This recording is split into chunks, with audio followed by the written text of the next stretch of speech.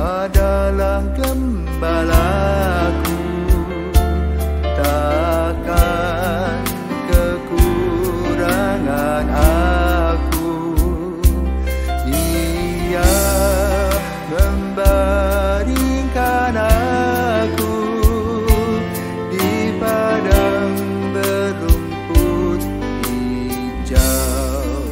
Halo, selamat pagi. Salam jumpa lagi dalam Sabda Siap Saji, Jumat 10 Maret 2023, hari biasa pekan kedua Prapaskah. Marilah kita bersatu dalam doa, dalam nama Bapa dan Putra dan Roh Kudus. Amin. Allah Bapa yang Maha Kuasa, bantulah kami dengan rahmat-Mu, agar melalui pertobatan di masa Prapaskah ini, kami semakin disucikan. Semoga kami Kau perbarui dengan Roh-Mu untuk menyongsong pesta Paskah. Dengan pengantaran Yesus Kristus Putra-Mu, Tuhan kami, yang bersama dengan Dikau dalam persatuan Roh Kudus, hidup dan berkuasa, Allah sepanjang segala masa. Amin. Inilah Injil Yesus Kristus menurut Matius. Dimuliakanlah Tuhan. Sekali peristiwa, Yesus berkata kepada imam-imam kepala serta tua-tua bangsa Yahudi, "Dengarkanlah perumpamaan ini. Seorang tuan tanah membuka kebun anggur dan menanam pagar di sekelilingnya. Ia menggali lubang tempat memeras anggur dan mendirikan menara juga di dalam kebun itu. Kemudian ia menyewakan kebun itu kepada pengarap-pengarap, lalu berangkatlah ia ke negeri lain. Ketika hampir tiba musim petik, ia menyuruh hamba-hambanya kepada pengarap-pengarap itu untuk menerima hasil yang menjadi bagiannya. Tetapi para pengarap menangkap hamba-hamba itu, yang seorang mereka pukul, yang lain mereka bunuh, dan yang lain lagi mereka lempari dengan batu. Kemudian Tuan itu menyuruh pula hamba-hamba yang lain, lebih banyak daripada semula. Tetapi mereka pun diperlakukan sama seperti kawan-kawan mereka. Akhirnya Tuan itu menyuruh anaknya kepada mereka. Pikirnya, anakku pasti mereka segani. Tetapi ketika para pengarap melihat anak itu, mereka berkata seorang pada yang lain, 'Ia adalah ahli waris. Mari kita bunuh dia, supaya warisannya menjadi milik kita.' Maka mereka menangkap dia dan melemparkannya keluar kebun anggur itu, lalu membunuhnya. Maka apabila tuan kebun anggur itu datang, apakah yang akan dilakukannya dengan pengarap-pengarap itu?" Kata imam-imam kepala dan tua-tua itu kepada Yesus, "Ia akan membinasakan orang-orang jahat itu, dan kebun anggurnya akan disewakannya kepada pengarap-pengarap lain yang akan menyerahkan hasil kepadanya pada waktunya." Kata Yesus kepada mereka, "Belum pernahkah kamu baca dalam kitab suci, batu yang dibuang oleh tukang-tukang bangunan telah menjadi batu penjuru? Hal itu terjadi dari pihak Tuhan, suatu perbuatan ajaib di mata kita. Sebab itu aku berkata kepadamu, kerajaan Allah akan diambil daripadamu dan akan diberikan pada suatu bangsa yang akan menghasilkan buah kerajaan itu." Mendengar perumpamaan Yesus itu, imam-imam kepala dan orang-orang Farisi mengerti bahwa merekalah yang dimaksudkannya. Maka mereka berusaha menangkap dia, tetapi mereka takut kepada orang banyak, karena orang banyak itu menganggap Yesus nabi. Demikianlah sabda Tuhan, terpujilah Kristus.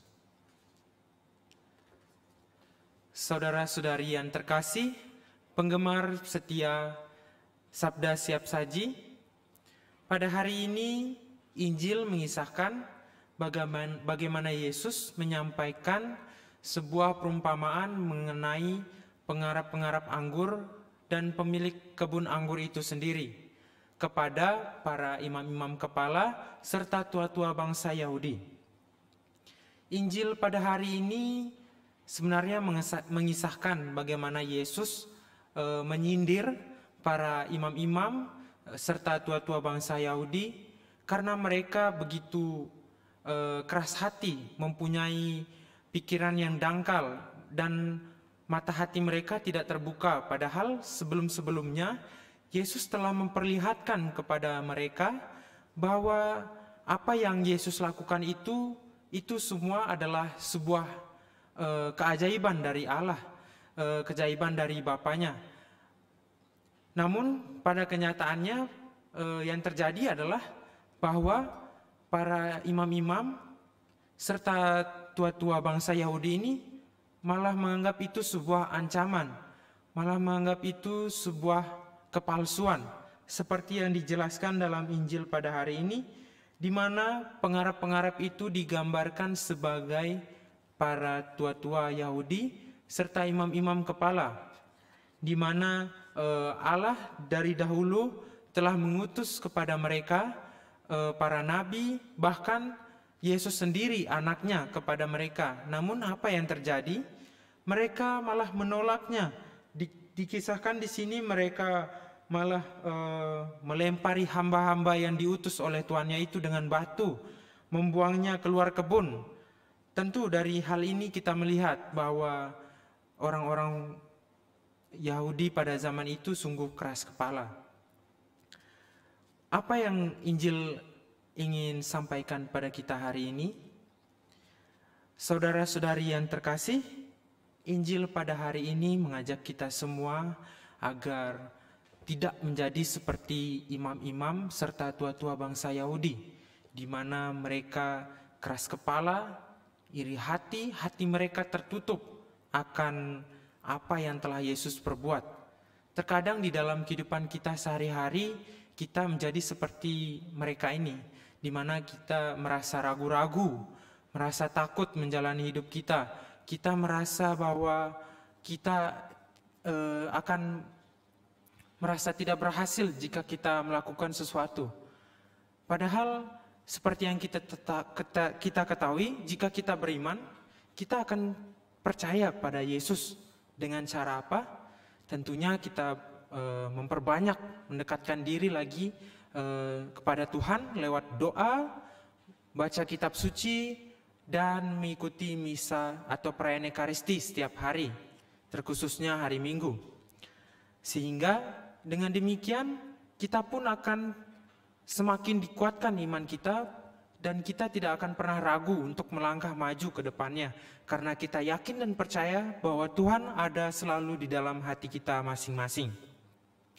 Saudara-saudari yang terkasih, melalui Injil hari ini juga kita diajak untuk jangan menjadi pribadi yang iri hati.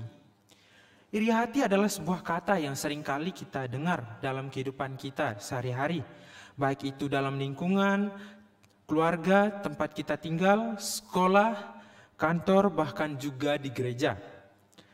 Di keluarga, seorang adik iri hati kepada kakaknya ketika orang tuanya membelikan sepeda motor baru atau membelikan hal-hal yang lainnya pada sang kakak, sehingga terjadi iri hati antara kakak dengan adik karena orang tuanya lebih pilih kasih. Seorang teman juga iri hati ketika melihat rekan sebangkunya atau rekan kerjanya mendapatkan suatu penghargaan atau memperoleh gaji yang lebih besar dari dia atau pujian dari atasannya. Mungkin temannya itu iri hati padanya. Kenapa saya tidak? Kenapa dia dapat? Kok saya enggak? Padahal saya sudah bekerja baik-baik. Di gereja juga terkadang kita merasakan iri hati ini terhadap satu dengan yang lainnya. Misalnya jika ia dipuji oleh Romo, wah kamu rajin sekali ke gereja, wih kamu baik sekali ya, patut jadi contoh pada umat yang lain. Terus yang nggak dipuji merasa iri hati, loh Romo kok saya kan sering ikut kegiatan aktif kok malah dia yang puji. Ya itu contohnya iri hati. Apa sih iri hati itu sebenarnya? Iri hati bisa diartikan perasaan kurang senang bila melihat orang lain beruntung atau berhasil dalam hidupnya. Iri hati juga bisa diartikan rasa cemburu atau sirik terhadap orang lain. Yang jelas orang yang iri hati adalah orang yang selalu tidak bisa menerima kenyataan keberhasilan orang lain. Inilah yang diperlihatkan Injil pada hari ini juga, di mana para tua-tua serta imam-imam kepala ini merasa iri hati kepada Yesus karena perbuatan yang telah ia lakukan sebelum-sebelumnya. Sehingga dikatakan dalam ayat terakhir, mendengar perumpamaan Yesus itu, imam-imam kepala dan orang-orang Farisi mengerti bahwa mereka lah yang dimaksudkannya. Maka mereka berusaha menangkap dia, tapi mereka takut pada orang banyak. Mereka ingin membinasakan Yesus karena mereka iri hatinya sangat besar pada Yesus. Di mana kamu ini siapa datang-datang mengajarkan suatu hal yang baru, sementara kami ini sudah lama mengajarkan. Ya, mereka itu menimbulkan rasa iri hati pada Yesus. Melalui Injil hari ini kita diajak, saudara-saudari yang terkasih, untuk menghilangkan rasa iri hati dalam kehidupan kita sehari-hari, menghilangkan rasa egois dan serakah terhadap sesama di sekitar kita. Sehingga dengan demikian di dalam masa retret agung ini, dalam menantikan hari Paskah yang cerah, kita dapat menyiapkan hati dan batin kita untuk menyambut kedatangan kebangkitan Yesus Kristus dari alam maut, yaitu hari Paskah yang cerah. Semoga Tuhan memberkati kita selalu dimanapun kita berada. Kristus benedikat.